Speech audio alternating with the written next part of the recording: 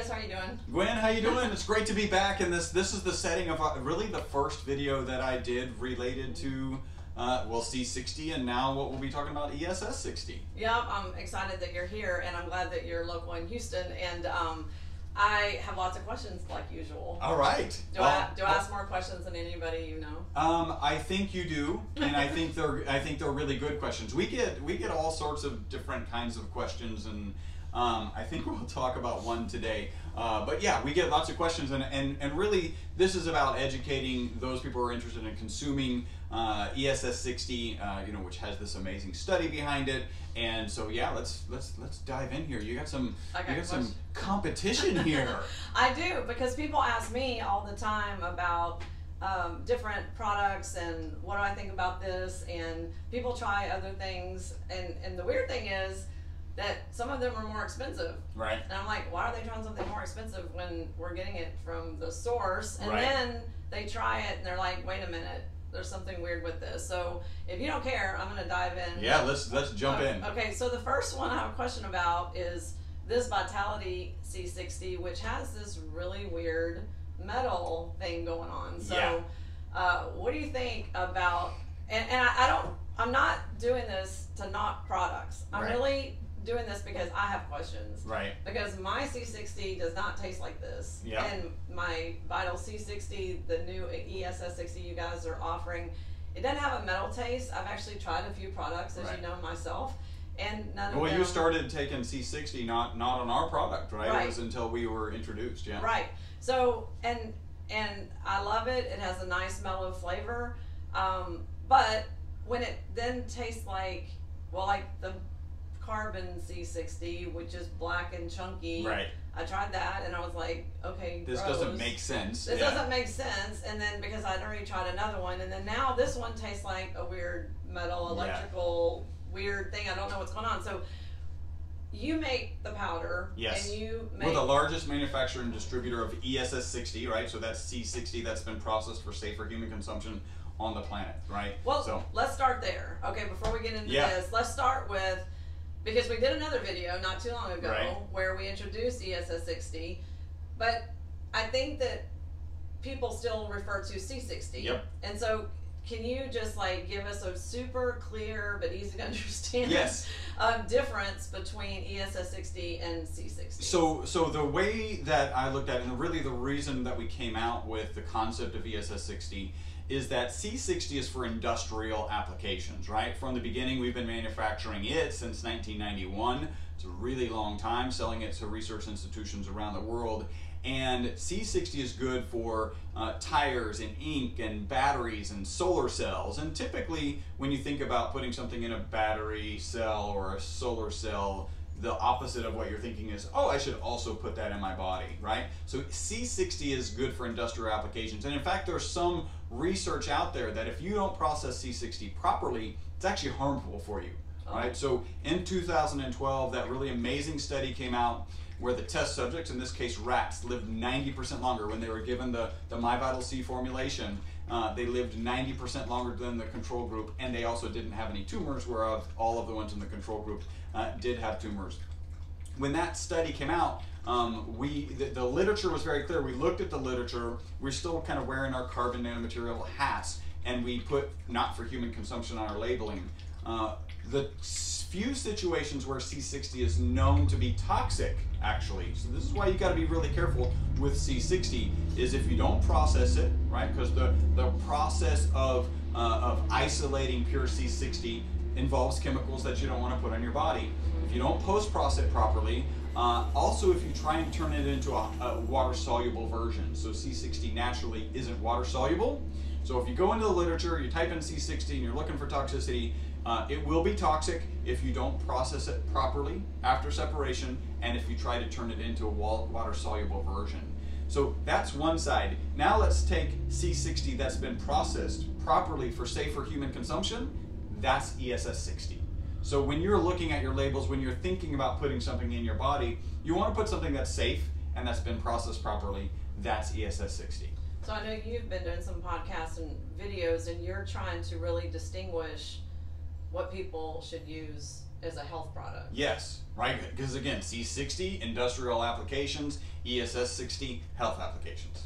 Okay, and you guys, your label reflects that. Oh yeah. Okay. So all of our labeling actually has shifted. Our website has shifted. If you go to our website now, we sell the raw powder. It's our policy, if you order any C60, right, so non-ESS60 product, we will contact you and ask you what you're planning on doing with it. Because if you're saying, oh, well, I'm going to put it in oil, then we actually won't sell it to you. We'll tell you you're ordering the wrong stuff. You actually need to order ESS60 because that's the stuff that's safer for human consumption. Okay, good. And that explains the rat study, why they didn't find a toxicity level. Exactly, because they did do that processing. We've actually extended that processing a little bit more so that it gets even more of those chemicals that you don't want in your body, those ones that have been shown to be harmful, out of the product, which is now ESS60. Okay, so then why does this product taste like metal? What could go wrong in the production that would make it taste like metal? And I'm just going to open one up because I'm going to actually, it doesn't matter which one I open because I have a question about the label too. So, well, you sent me this link and I did pull up their website and I noticed some discrepancies on the website, right? And so I'll do the same thing. I noticed some. Let me talk about the discrepancies and see if they're here on this box as well. Yeah, that's what I kept the boxes because I wanted to ask you how they're priced differently, but the milligrams of the C60 is different. They both say maximum concentration. So I don't understand how they can both be maximum concentration. All right, so both of them. Now, first off, this looks like a lotion container. It does look like a lotion. I mean, I like the container. I'm not sure it's a good container for, ingesting. If it makes it convenient, I guess you can just squirt it in your mouth, right? It makes me wonder how much is wasted. I'm always a person that's like, how much is wasted? But I guess you could just, pour it out. Pour it out. Well,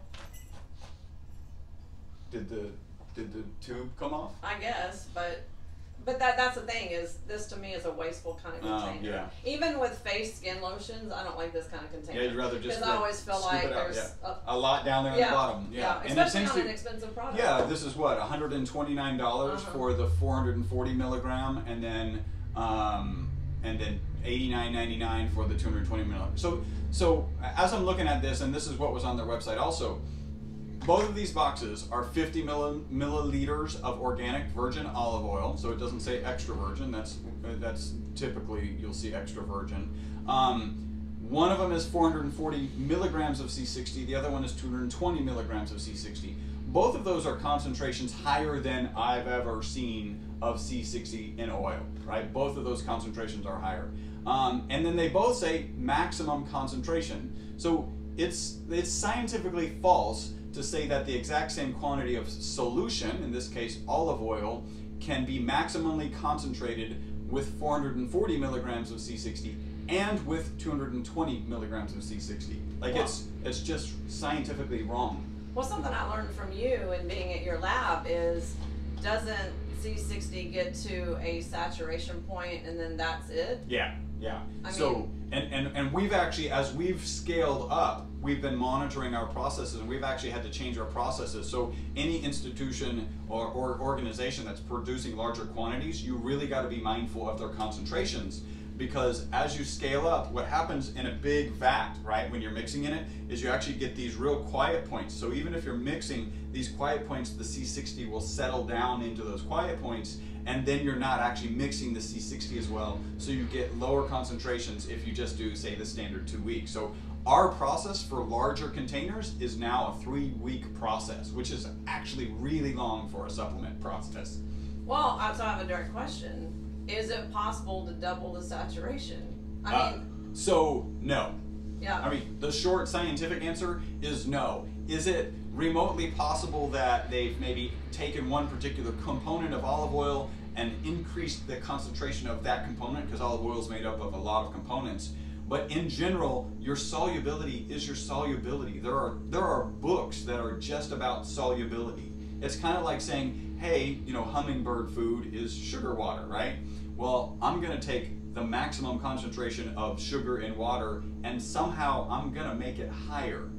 That makes sense. It's almost like, also I talk about Himalayan salt in Soleil, and its saturation point is its saturation point. The salt won't over dissolve. Right, yeah. So it'll stay as rock yeah, at the bottom. It does. Yeah. So that's why this didn't make sense to me. So it seems very misleading. Yeah. Okay, so I just squirted some in my hand. I actually didn't know this would happen because I never squirted it in my hand, but I was trying to show Chris.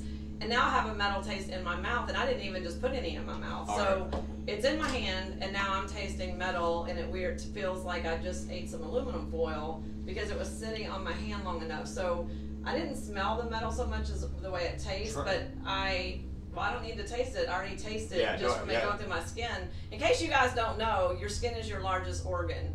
Can I have a clean it? Get this off.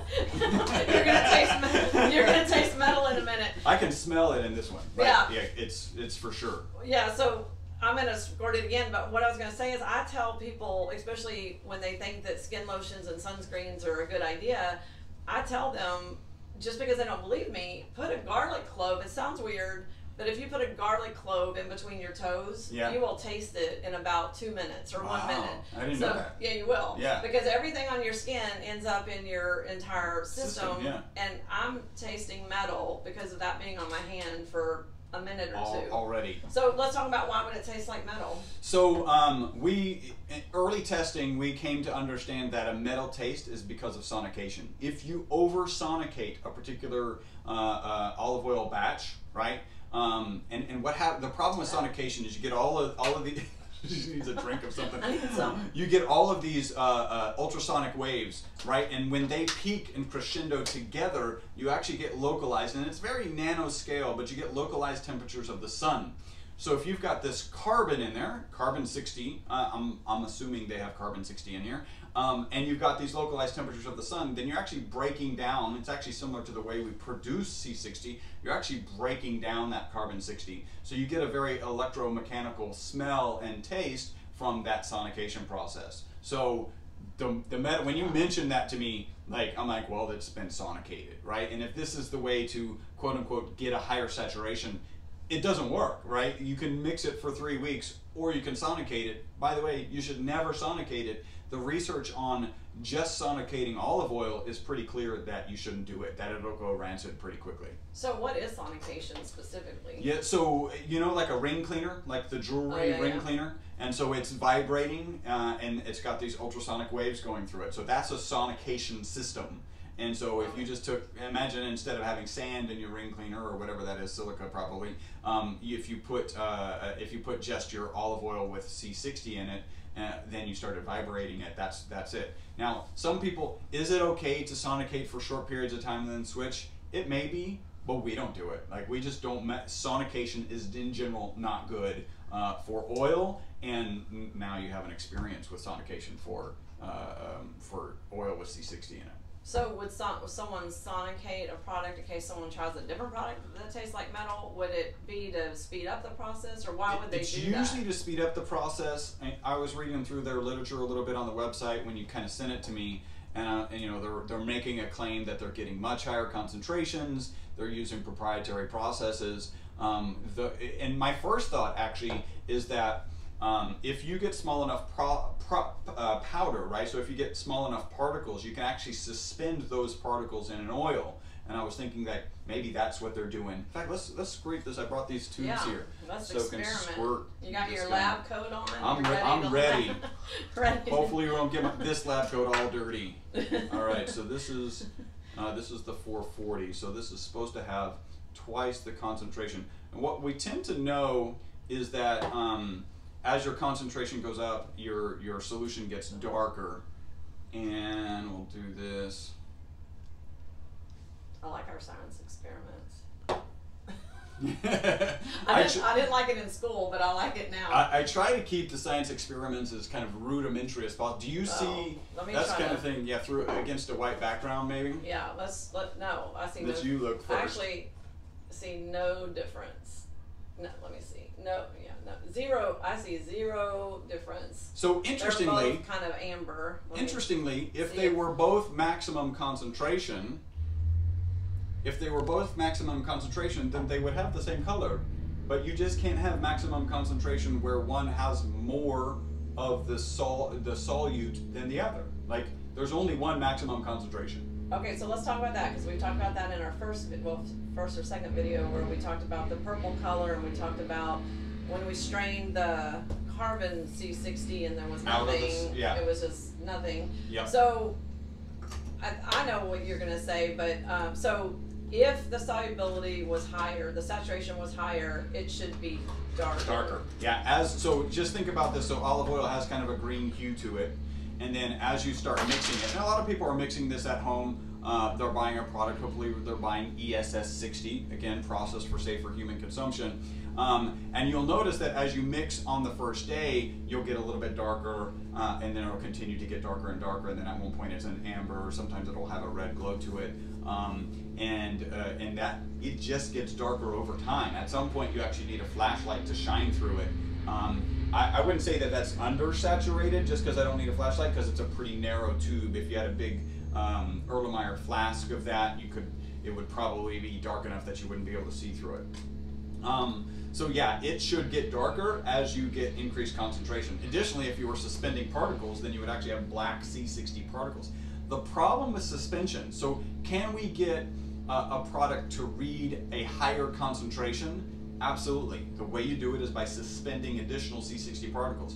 The problem with that is we understand that C60 particles, right, so crystals, because they're crystals just like salt crystals, are less bioavailable.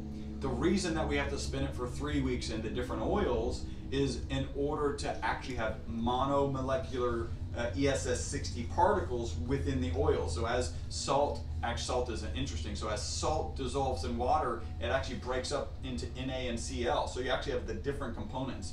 And then as C60 breaks down and dissolves into the olive oil, you take a crystal and then you start breaking off individual ESS60 molecules, and now it's significantly more bioavailable. So yes, we can play games with it, but the challenge is the solubility is the solubility. If you're playing those games, you're probably not getting the bioavailability that you want. And this doesn't even look like any games are being played. And yeah, your reaction just in your hand was pretty pronounced. That's nasty. Yeah.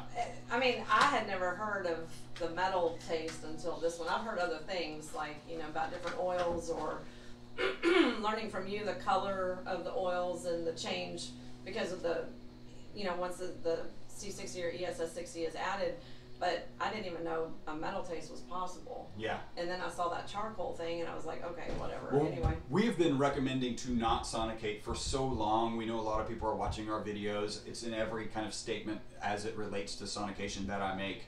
And so I kind of felt like nobody would have gone down that path, because it's not a good path.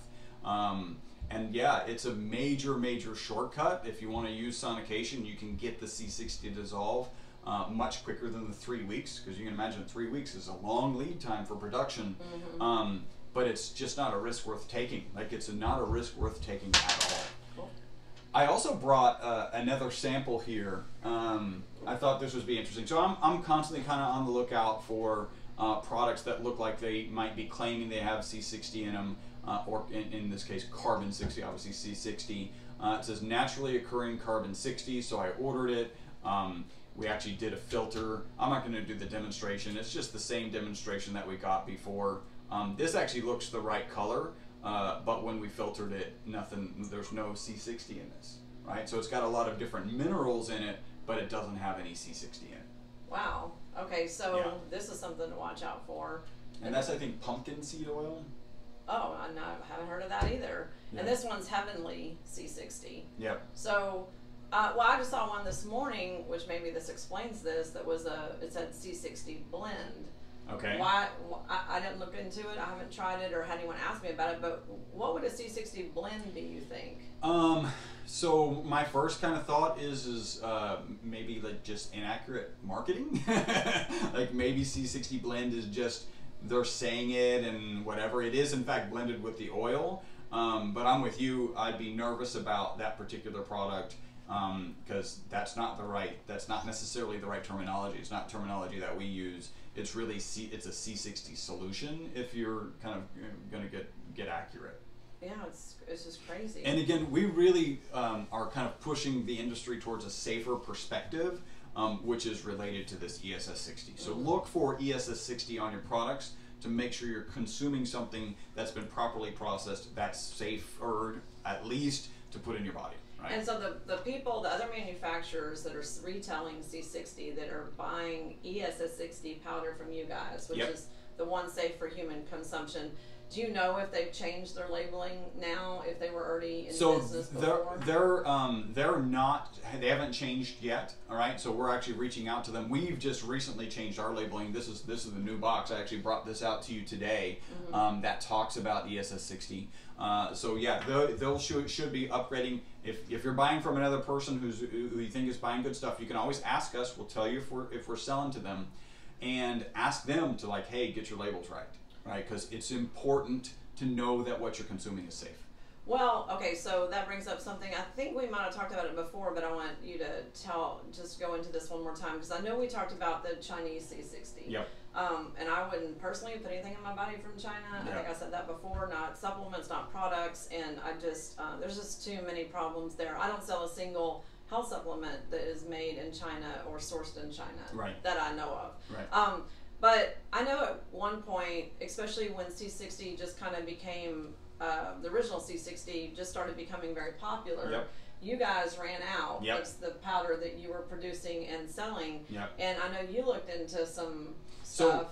So can you share that? Well, you know, there's a longer interesting study, because before you called me, I actually had heard of this Vitality C60 product. We actually had, at the time, they weren't a customer, so this is a really interesting story. They sent us an email and they're like, hey, I'm taking this other product, and at the time it happened to be good and cheap, and I've got this other friend, apparently they're associated with Vitality C60, and they are making some claims that I'm not comfortable with. Do you think I should switch from good and cheap to Vitality C60?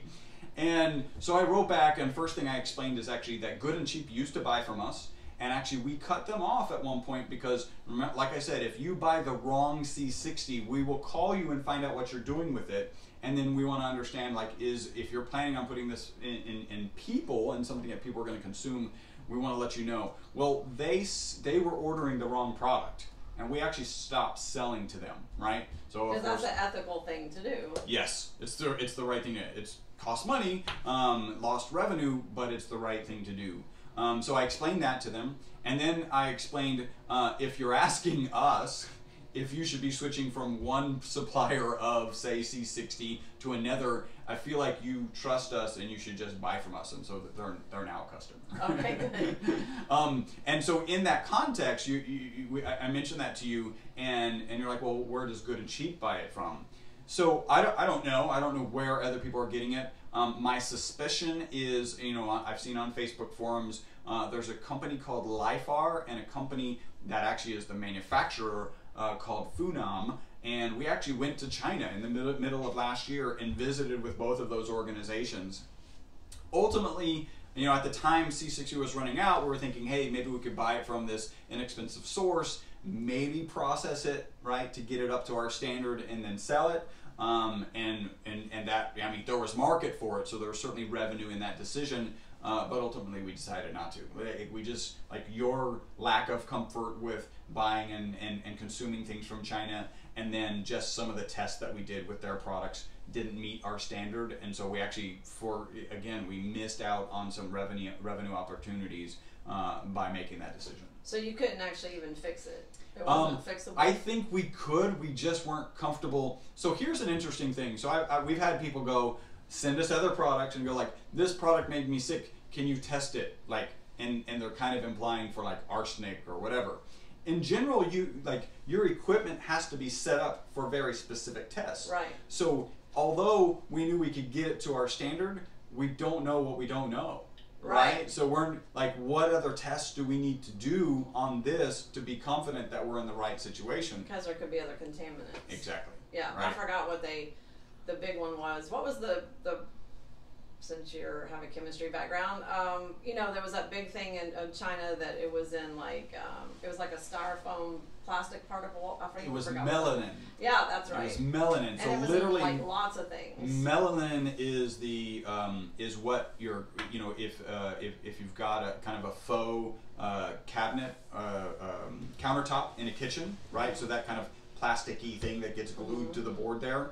That's made from melanin, and it turns out that when you put melanin in the real kind of dramatic case, it was in actually baby formula.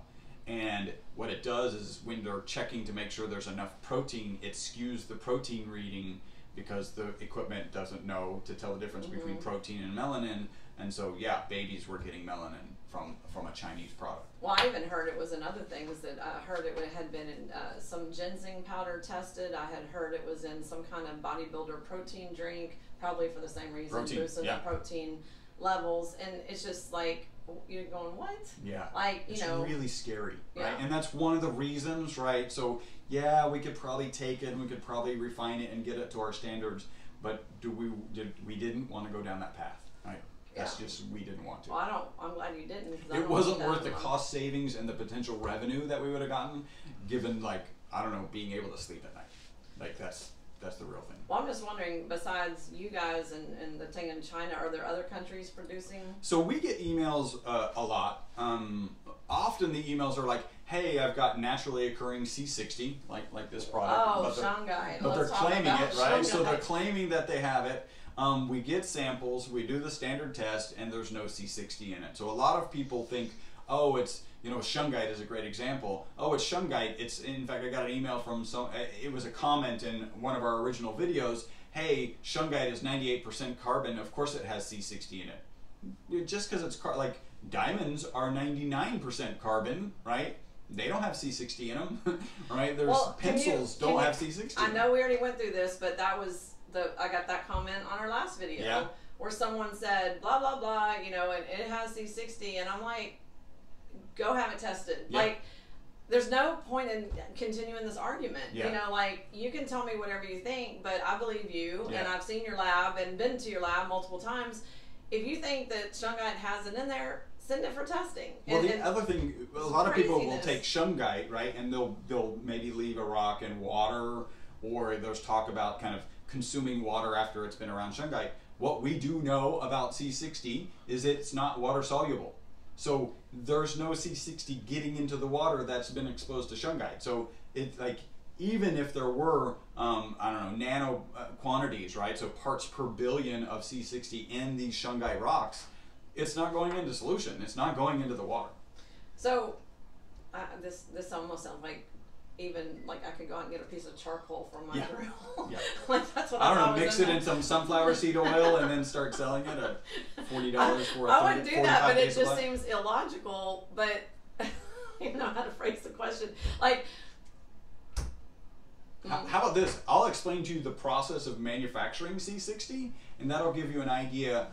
So yes, it does occur in some natural situations, right? So if we had a candle here sitting and burning, and usually you take a cold plate and you can actually collect soot from the candle, that soot would have parts per 10 million C60. Now, that's not an appreciable quantity, that's not a quantity that you can use, and that's not the production process that you're going to use to make C60, but it is naturally occurring. It needs to be, typically, in order to get really good quantities, you got to create it in an environment where there's no oxygen, right? So we take 2 graphite rods, we put them in an inert chamber, and we run basically an arc welder and run a huge arc between these 2 rods, and we're literally vaporizing graphite, one of the hardest materials on the planet to vaporize. You're vaporizing it, it's breaking up into 2 chains, those chains like come together and become buckyballs, but they only become buckyballs at about 10%, right? So the rest, 90% of the soot that's coming off of this process is amorphous carbon. We call it carbon junk. You can't use it in any way. And so now you got to further refine it. But it's in an inert environment, there's no oxygen, and it's at a reduced vacuum, actually, right? So it's a slight vacuum, so it's not at ambient pressure, and that's the optimal conditions for producing it. So it's not, those conditions don't exist on Earth in general. Okay, so just to clarify, in case someone still has a question, because I have some chunks of shungite around here somewhere, if I'm gonna break them up with a hammer, or if you took 2 big pieces of shungite, I mean, so we could grind it all up, right? Turn it into as fine a particle as you can. Vaporize it. Well, if you vaporize it, you might create some that wasn't there, right? It's one of the things is people are like, hey, when you throw this shungite into a mass spectrometer, right? So mass spectrometer is a pretty sophisticated piece of equipment. But what it does is it tends to vaporize stuff in an inert environment and then go count the atoms associated with each of the molecules. Now, it may have sounded familiar, vaporizing carbon in an inert environment. Guess what you make? You actually make C60 in a mass spectrometer. So you can actually take some of your charcoal, stick it in the mass spectrometer, and if the operator doesn't understand that he can create false positives, he'll go, that charcoal had C60 in it. Okay, so but it didn't have C60 in it. Okay, but, well... Right, so that's one thing, right? So we don't want to do that. But if we take this shungite and we chop it up as fine as we can to make sure that our solvent is going to have access to as much surface area as possible, and we pour toluene in it, one, if it was even a small amount of C60, so a little bit of powder, and I think we've done a little bit of tests, I've certainly had a video out there, when you pour it in toluene, it turns instantly purple. Like, it just instantly purple in toluene. Also turns purple in sunflower seed oil and MCT oil. Actually, we've got some MCT oil here. So if you pour toluene on this broken up shungite, it's not going to turn purple. So it's not if there's any, there's not appreciable quantities. There's not quantities of any value. And then we can now take that toluene, inject it into an HPLC, which is high performance liquid chromatography. It goes through a column that separates the different materials. There's a peak that's usually associated with C60. It doesn't exist. And it's not just that we've done this test, it's that the actual grad students of Dr. Smalley, on 3 separate occasions, I'm still in contact with some of them, he's the one who discovered C60, the grad students have looked at shungite. There's no C60. So, if people keep saying it, it doesn't make it true. It doesn't make it true. I'd actually really like there's advantages for us to have this as a more readily available natural product, right? And actually, if we found some shungite that had appreciable quantities, it would probably be significantly more expensive, but we could actually sell a C60 that was made by a natural process. How, like, that's exciting, right? That would be very good. It would be very expensive. And it's non-existent because it's just not naturally occurring in any quantities that are of any value. So I have a question I've never asked that you just made me think of. Okay, so why is it only fat soluble? I mean, do you know why? Well, mostly it's just not water soluble, right? Okay. And so then the next step is, okay, we know it dissolves in solvents like toluene, hexane, and TMB, lots of other kind of polar solvents, and it will not dissolve in water. And so then the next way, when they did that study in 2012, I'm so happy they used our product. So it's actually our product, what's now turns into ESS60 was used in that study, and they decided to use oil because it would dissolve in some oils. They used olive oil, and again, those rats lived 90% longer, and none of them had tumors. Yeah, that's the main point. The pinnacle report. So. Okay, so I know that was a lot of technical information, but it hopefully answers the question. I mean, I don't know how many times people are going to ask the same question. Oh, they'll keep. I feel like I have a sense it's been more than a year. I have a sense they're going to keep asking it and keep saying it. And especially imagine if you're the guy who's got a hold of a shungite because your uncle has a shungite mine or whatever.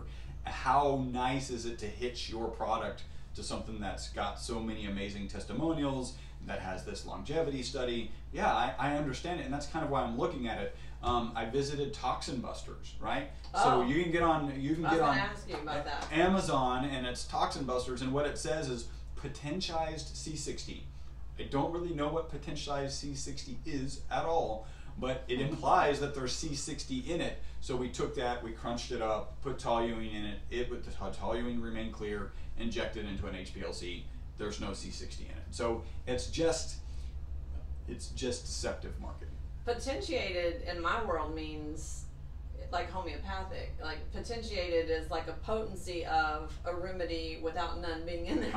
Okay. Well, then that's true. That is actually the definition. If you buy an arsenic homeopathic remedy, there's no trace of arsenic, you can't see arsenic in it. Yeah. So maybe from a homeopathic perspective, but that would still be misleading. I saw a TED talk on homeopathic, right? And he made this funny joke, and I think it's hilarious. So the person calls the emergency room because he's OD'd on his homeopathic product, because it says sometimes they'll say it's more powerful the less that's in there. Mm-hmm. So he forgot to take his dose. So he OD'd. All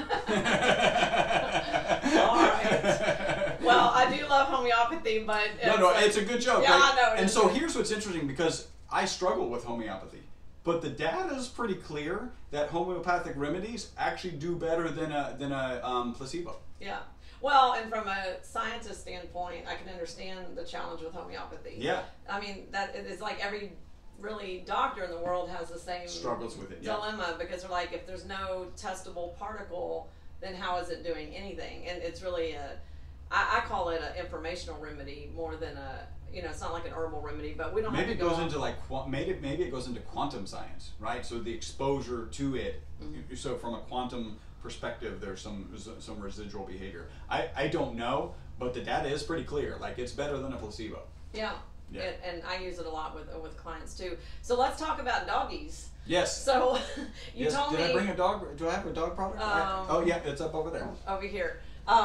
We have the MyVitalC Pet, and this was introduced just a few months ago. Yeah, pretty And I recently. talked about in the last video, but when you got here, you told me a story that I wanted to share. And it's not just one story. There's actually a couple of stories that this is true. So, and I've got a video. I need to edit it because it's kind of long. But the video shows they're large dogs. So they're it's a friend of ours who actually fosters dogs, right? So she's really takes care of dogs. And I'm like, hey, here, try some of the product.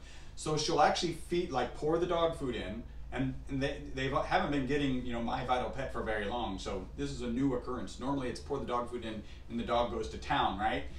Pours the dog food in, and the dog's just sitting there looking at the food and looking at the owner, and then she goes and gets her My Vital Pet and drips it in there, and then the dog goes to town.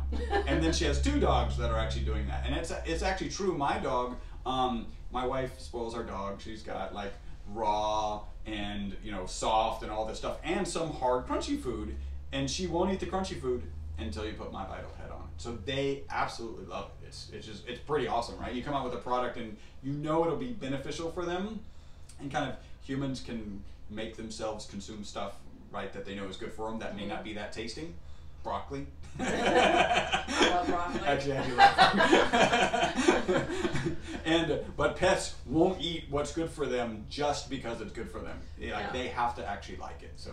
Yeah, well, but they know. Yeah. And they know even good water versus chlorinated water. Yeah. And I used to do a thing. I did it with my daughters, but I've told other people to do this with their kids. Just the difference between butter and margarine. I don't know if you know this, but if you put a stick of butter outside and a thing of margarine outside, like here, I even have raccoons and possums in this neighborhood, and the stick of margarine will sit there literally till the end of time. Wow. And a wild animal will not touch the margarine. Wow. And the stick of butter will be gone the next morning. Something overnight will find that stick of butter, and because it'll be gone. And because they know that that's good and margarine's bad. Yeah. They just know somehow intuitively. So I do think it's interesting, but I also think it's interesting that they know the difference, that the Vital C60 or the Pet C60 is something that they want. Yeah. They're being little snobs now. Yeah. About their they'll wait. Well, let's talk about, you brought one new thing today that I hadn't seen before. Last time we talked about the travel size C60, which I like a lot, the MyVitalC. But today you brought me something new, Look at that. which I like, which This are these is individual single dose, and they're in these little plastic squeeze things. Yes. So these just came out. You want to try one? Sure. I haven't taken my C60 today. My ESS60. I need to say the right thing. I don't think I've taken mine either. Okay, let's do it. I'm taking a shot in the morning. I had to squeeze it a couple times.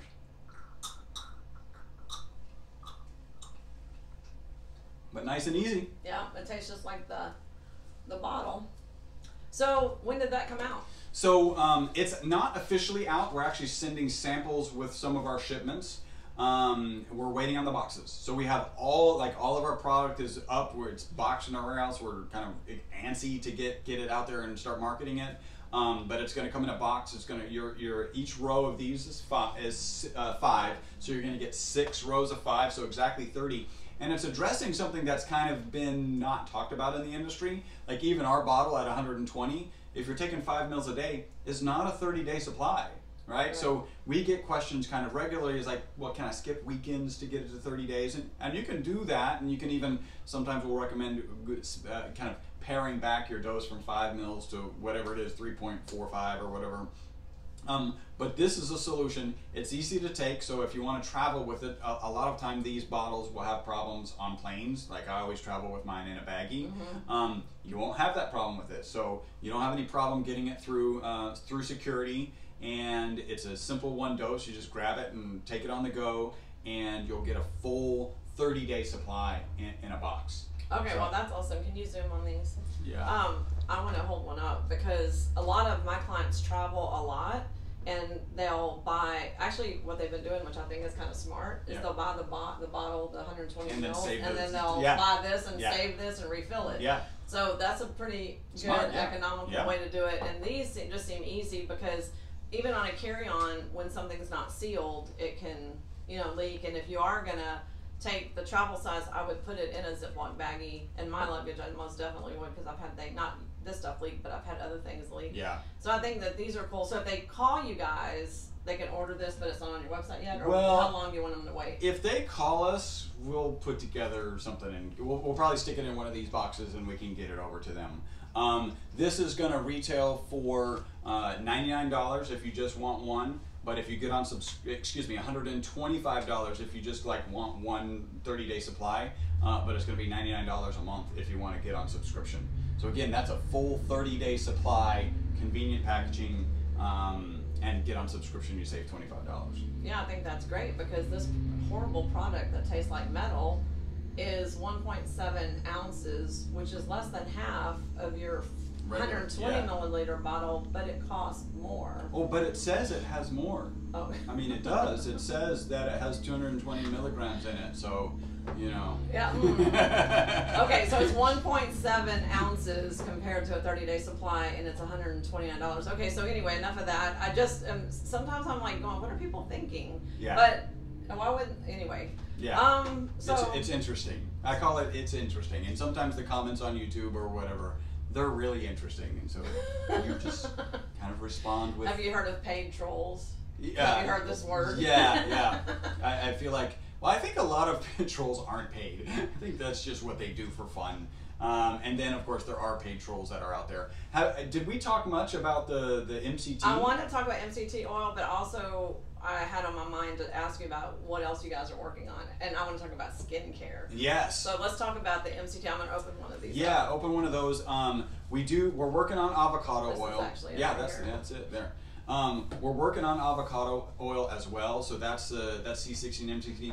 So if you've been purchasing C60 from MCT, it hasn't been from us because we've just recently launched this. But I want you to think about how honest the vendor that you've been buying it from has been about how much lower the quantity of C60 is in this product. Because you can get significantly less C60, in our case ESS60, in MCT oil compared to olive oil. So we still recommend this. If you're going to take this product and you're taking it for the health benefits, it's ESS60 in olive oil. Some people like the taste. I actually like the taste. It has kind of a buttery taste. I don't know if you like MCT or not. I haven't tried it yet. I'm staying with my bottle. Yeah, I think, well, that's the right decision, because the reality is this is listed as having 35 milligrams per 100 milliliters, where this has 80 milligrams per 100 milliliters. So you really need to take more than twice as much in order to get the same amount of ESS60. And think about the vendor who you're working with.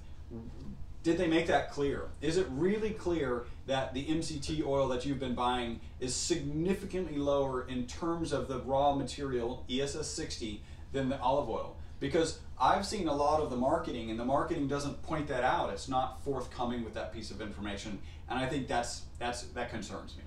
Well, what concerns me about what you just said is that most of the companies that I know of that I saw in the beginning were not olive oil. Yep. You know, and the reason was they said that the taste is smoother, and I'm like, the olive oil doesn't taste bad. It tastes like olive oil. Yeah. I guess if you don't like olive oil, you may not like that. I think a really what's called high quality extra virgin olive oil does leave a peppery flavor. And in fact, so our fine grade, we had that high quality olive oil. We actually went for a more milder version with My Vital C. So it's and you've tasted, like you just tasted it. It's a lot more mild. It doesn't have the bite to it. and it's a great way to kind of consume your ESS60. Well, that's the one I'm taking and recommending. But what makes me think about this, though, is, okay, so I want to go back to this and this whole maximum strength business and saturation. So I just want to repeat what you said in my way of thinking. Yeah. So if something is maximum saturation, they can't double the maximum saturation. No. They could suspend particles, but they can't get more saturation out of it. So if it's 35 milligrams per 100 milliliters, that's what you said? Yep. If someone's mixing it correctly, they're not going to exceed 35 milligrams. 35 milligrams. Per 35 milligrams per 100 milliliters. Yep. Okay, so if they say that, there's some more questions. Yeah, well, you need to take that with a very big grain of salt. Okay, and so is that true of coconut oil compared to MCT oil, do you know? So I'm not really familiar. We really haven't run any tests on just regular coconut oil, just MCT. And we only use organic, and this, by the way, was very hard to find. We only use, and in fact, these products are priced the same because the oil is actually significantly more expensive because it's organic, it's MCT, and it's MCT derived from coconut oil. Right, so you can get MCT anywhere, but MCT derived from coconut oil makes it like literally the number of vendors that we could use for MCT went from a massive amount to organic to not that many down as soon as we said derived from coconut and organic really got small. And so it's a much more expensive oil, and there's not as much ESS60 in it because it can't go in there. Right, and so we want to just that's our pedigree. We'll be honest. You guys can make the decisions yourself.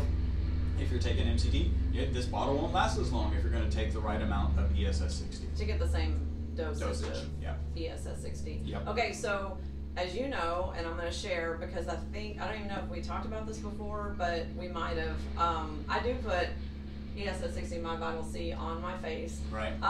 I don't do it every night because I just don't. I have to think ahead, remember, go okay. Because what I would not recommend, I would put on your face for skin and anti-aging and all that. But there's two things I want to tell people about from my own experience. If you do it right before you go to sleep, you're gonna have oil on your pillowcase. Yeah. Because it doesn't penetrate and absorb super quickly. So if I'm thinking ahead and it's 7 or 8 o'clock, and then I go and I put just a little bit, and I'll put it more defined around the eyes, here, wherever you would normally want to work on wrinkles. And I don't buy other skincare products. I don't barely wash my face, to be honest. So I may put not recommended. Not recommended. But I may put it right on top of my makeup from the day. I'm just telling you how lazy I am with that. But anyway, if I think ahead and it's 7 or 8 o'clock and I'll put it on, then by the time I go to bed at 10, it's completely absorbed. It's fine. But I know I've requested. Yeah. So tell me. And we've looked at it, and it's certainly something that we want to come out with. One of the challenges we looked at, there's a couple kind of base oils that you could use. Emu oil is one of them. You've really got to get a good thickener into the olive oil.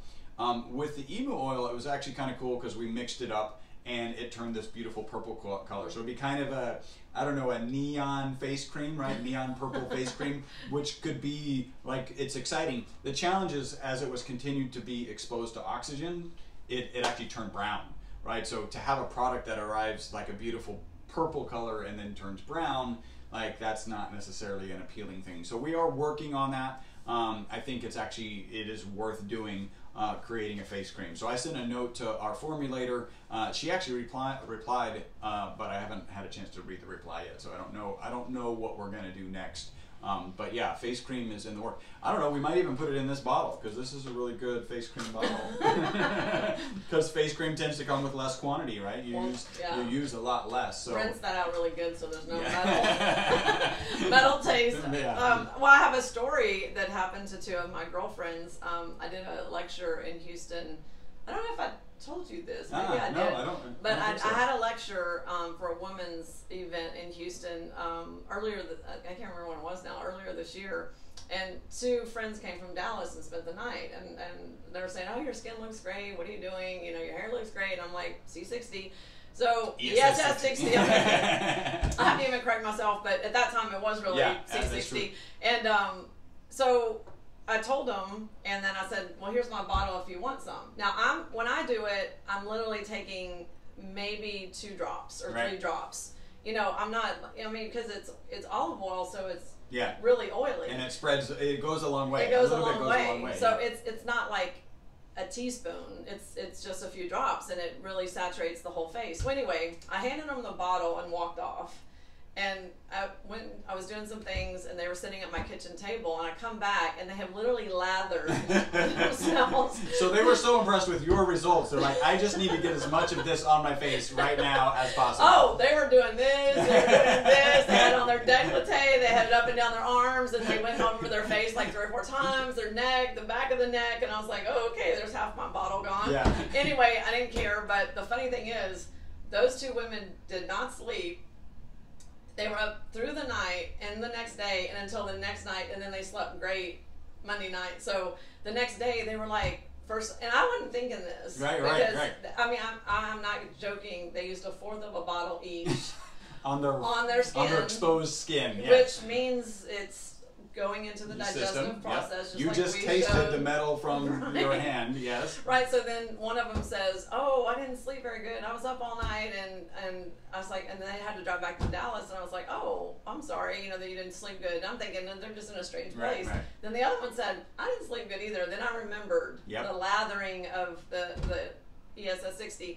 So then, but I said, well, let me know how you felt later, because they were both up, ready to go, fine. It wasn't that they were really tired from having not slept well. They were not tired at all. Yeah. And so the next day they drove back to Dallas, which is from here about 4 hours. They went about their business, dealt with their families, and both of them texted me separately saying, oh my God, this is the best energy. Like, what is that? Because they had not actually used the product at that point. Yeah. So I was like, okay, then let me know how you sleep tonight. Then both of them let me know the next day that they slept like babies. Yeah.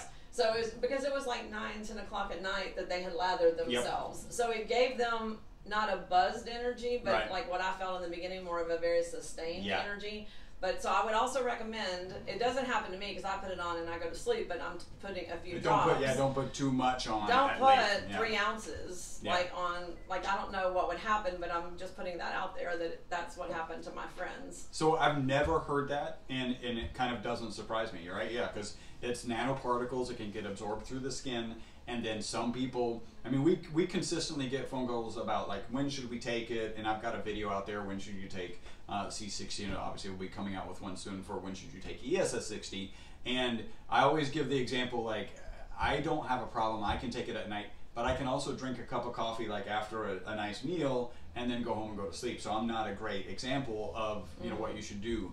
I've got one person in my office, she started on 5 mils, was taking it in the day, and it was kind of interrupting her sleep at night, so she just cut back. And she was, again, takes it in the morning and has found the right balance for her. Energy throughout the day, sleeping really well at night, which is the most consistent testimonial. Well, I believe they're all related, but it's like mental acuity, energy, and then better sleep. And if you're getting better sleep, you're going to have the mental acuity and the agility. What's interesting is, in your example, they didn't get like, so I've always been, is it the fact that they slept really good and then the next day they had energy? But in your example, they had energy right away, right, and made it through the next day and then slept really good that night. What sleep have you ever heard of a sleep medication that you take hours, possibly 18 to 8 hours prior to sleeping, and it helps you sleep? It doesn't exist. No, and then there are some people, because I have people that are clients who are sensitive to things like MCT oil, green tea extracts, things like that, that even if they take them first thing in the morning, it affects their sleep until they get to the right dose, or sometimes they're just, but they're also usually sensitive to caffeine. Yeah. That same person, and there is no caffeine here, that's not the process, but I find most people, I don't even know if anyone told me that their sleep was negatively affected, except these 2 women who overdid it. Made it through one night, and overdid it, Is there any other products you guys are working on? Any other new stuff that you're not gonna? We are not working on anything new right now. Like we've got, we're excited to get this single dose out. I think it solves a problem in the industry as it relates to having an actual 30-day supply. I think that's really important. It's also very portable.